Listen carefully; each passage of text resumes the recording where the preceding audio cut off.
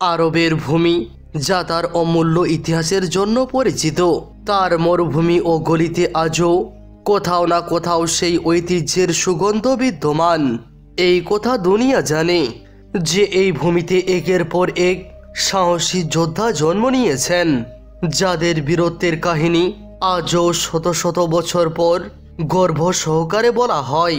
কিন্তু আরব ও মুসলিম ইতিহাসে যখনই সবথেকে শক্তিশালী যোদ্ধা ও বীরের কথা বলা হবে, তখন সর্বাগ্রে যার নাম উচ্চারিত হবে তিনি হলেন হযরত আলী রাদিয়াল্লাহু আনহু। দুনিয়া হযরত আলীর কীর্তি, সাহসিকতা ও শক্তির সঙ্গে ভালোভাবেই পরিচিত। হোক তা ইহুদিদের সবথেকে শক্তিশালী কুস্তিগির মারহাবকে পরাজিত করা, অথবা খায়বার দুর্গের দরজাকে নিজের আঙ্গুলের জোরে উপড়ে ফেলা, এগুলি ছিল হযরত আলীর শক্তির কেবল ক্ষুদ্র একটি অংশ।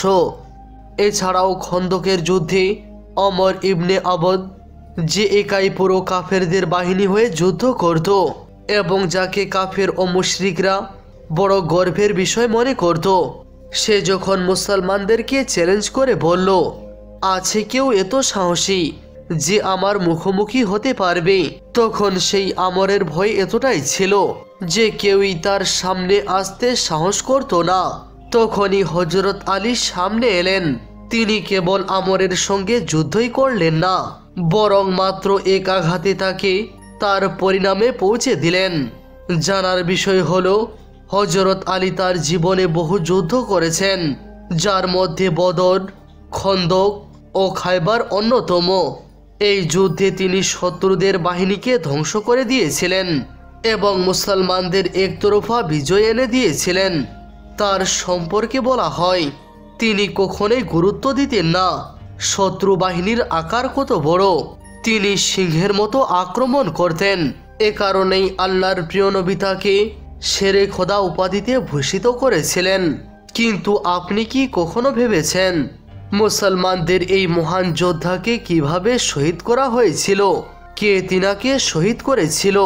কেন তিনি এই দুনিয়া ছাড়ার আগে বলেছিলেন, কাবার প্রভুর কসম, আজ আমি সফল হলাম। আজকের এই ভিডিওতে আমরা আপনাদের হযরত আলী রাদিয়াল্লাহু আনহুর শহীদ হওয়ার পুরো ঘটনাটি বলবো, কিভাবে তিনাকে শহীদ করা হলো এবং কেন এই কাপুরুষচিত হামলাকে ইসলামী ইতিহাসে প্রথম সন্ত্রাসী হামলা বলা হয়। তবে তার আগে হযরত আলী রাদিয়াল্লাহু আনহুর জীবনের কিছু গুরুত্বপূর্ণ দিক জানা আমাদের জন্য দরকারি। হযরত আলী সেই নেতা যাকে আল্লাহর নবী সাল্লাল্লাহু তাআলা আলাইহি ওয়াসাল্লামের পরে সুন্নি মুসলমানেরা চতুর্থ খলিফা এবং শিয়া মুসলমানেরা প্রথম ইমাম মনে করে। তিনি সেই নেতা যার পুত্র ইমাম হুসেন রাদিয়াল্লাহু আনহু কারবালায় ক্ষুধার্ত ও তৃষ্ণার্ত অবস্থায় প্রকৃত জিহাদ কিভাবে করতে হয় তা দেখিয়ে দিয়েছেন। এই সেই ব্যক্তি যিনি নবী কন্যা, বিশ্ব মুসলিমদের প্রিয় নবীর কন্যা ফাতেমাতুজ জাহরা রাদিয়াল্লাহু আনহার সাথে বিবাহ করেছিলেন। হযরত আলী মানব ইতিহাসের একমাত্র ব্যক্তি যার জন্ম ইসলামিক ক্যালেন্ডার অনুযায়ী 13 রজব এবং খ্রিস্টীয় ক্যালেন্ডার অনুযায়ী 17 মার্চ 600 খ্রিস্টাব্দে কাবার ভিতরে ঘটেছিল। সেই কাবা যার তোয়াফ আজও বিশ্বের মুসলমানেরা করে আসছে। তার খিলাফতের সময় ছিল 656 থেকে 661 খ্রিস্টাব্দ পর্যন্ত, যেখানে যুগে যুগে দেখা গেছে সমাজে এতিম ও অসহায়দের অবহেলা করা হয়, তাদের বিচার মেলে না। যেখানে হযরত আলী রাদিয়াল্লাহু আনহুর শাসনকালে এই দৃষ্টিভঙ্গি পুরোপুরি বদলে যায়। তিনি এতিম ও অসহায়দের সঙ্গে এমন দয়া ও অনুভূতির আচরণ করতেন যা মুসলমানদের তো বটেই, ও মুসলমানেরাও প্রশংসা করত। যুদ্ধে তিনি যতটাই সাহসী ও শক্তিশালী ছিলেন, ততটাই দয়ালু ও ন্যায়পরায়ণ ছিলেন।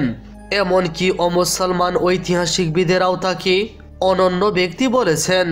আর যদি তিনার শাহাদাতের কথা বলি, তাহলে রেওয়ায়েত অনুযায়ী তিনার কন্যা বিবি জয়নব বলেন, 18 রমজান 40 হিজরির রাতে হযরত আলী রাদিয়াল্লাহু আনহু শুধু রুটি ও লবণ দিয়ে ইফতার করেন এবং পুরো রাত ইবাদতে কাটান।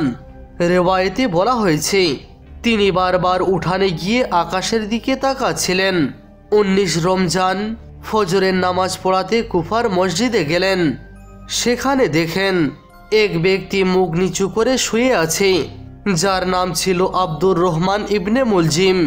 হযরত আলী রাদিয়াল্লাহু আনহু তাকে জাগিয়ে বললেন, আল্লাহর ঘরে ফজরের সময় ঘুমানো আল্লাহ পছন্দ করেন না। ওঠো এবং নামাজের প্রস্তুতি নাও। এরপরে তিনি ইমামতি করতে দাঁড়ান। রিওয়ায়েতে বর্ণিত আছে, যখন তিনি সিজদায় যান তখন ওই ব্যক্তি, যার হাতে একটি বিষ মাখানো তরোয়াল ছিল, সেই তলোয়ার দিয়ে হযরত আলী রাদিয়াল্লাহু আনহুর মাথায় আঘাত করে। এই আঘাতের পর হযরত আলীর মুখ থেকে বেরিয়ে আসে, কাবার প্রভুর কসম, আজ আমি সফল হলাম। রক্তে রঞ্জিত হয়ে পড়ে যায় মসজিদের মেহরাব। লোকেরা চিৎকার করে কেঁদে ওঠে। তৎক্ষণাৎ তার অনুসারীরা হত্যাকারীকে ধরে ফেলে। কিন্তু হযরত আলী রাদিয়াল্লাহু আনহু বললেন, কেউ যেন আমার হত্যাকারীর সঙ্গে দুর্ব্যবহার না করে। যদি আমি মারা যাই তবে তাকে একটি আঘাতেই দিও, আর যদি সে বেঁচে যায় তাহলে তাকে মুক্ত করে দিও। মরলে তার মর্যাদা লঙ্ঘন করো না, বরং গোসল কাফন দিয়ে দাফন করো। এই কথাগুলো থেকে বোঝা যায় যে হযরত আলী রাদিয়াল্লাহু আনহু কতটা দয়ালু ছিলেন। যখন লোকেরা তার জন্য দুধ ও মধু আনলো, তিনি তা নিজে না খেয়ে নিজের হত্যাকারীকে খাওয়ালেন এবং বললেন, সে ভীত এবং দুশ্চিন্তাগ্রস্ত। 19 রমজানে এই কাপুরুষিত হামলার ফলে বিষ মাখানো তরোয়ালের কারণে 21শে রমজান তিনি দুনিয়া থেকে বিদায় নেন। কাবায় জন্ম ও মসজিদে শাহাদাত, এটাই হযরত আলীর মর্যাদা বোঝার জন্য যথেষ্ট। জানা যায় তাকে সেজদা অবস্থায় হত্যা করা হয়েছিল, কারণ শত্রুরা জানত যুদ্ধের ময়দানে শেরে খোদাকে পরাস্ত করা তাদের সাধ্যের বাইরে। আপনার মনে প্রশ্ন আসতেই পারে, এই আব্দুর রহমান ইবনে মুলজিমের হযরত আলীর সঙ্গে কি শত্রুতা ছিল? আসলে সে ছিল কেবল একটি ছোট্ট মোহরা, যাকে ইসলামের শত্রুরা পর্দার আড়াল থেকে ব্যবহার করেছিল। শাহাদাত তো বীরদের উত্তরাধিকার, আর যখন শাহাদাত মসজিদে হয় তখন তার মর্যাদা কেমন হয়? বলা হয়, শাহে মর্দান, শেরে ইয়াজদান, কুওয়াতে পরওয়ারদিগার, লা ফাতা ইল্লা আলী, লা সেফ ইল্লা জুলফিকার। বন্ধুরা, আজ এ পর্যন্তই। আশা করি আজকের এই ভিডিওটি আপনাদের অবশ্যই ভালো লেগেছে। ভালো লাগলে লাইক করুন আর চ্যানেলটি সাবস্ক্রাইব করে রাখুন। ধন্যবাদ।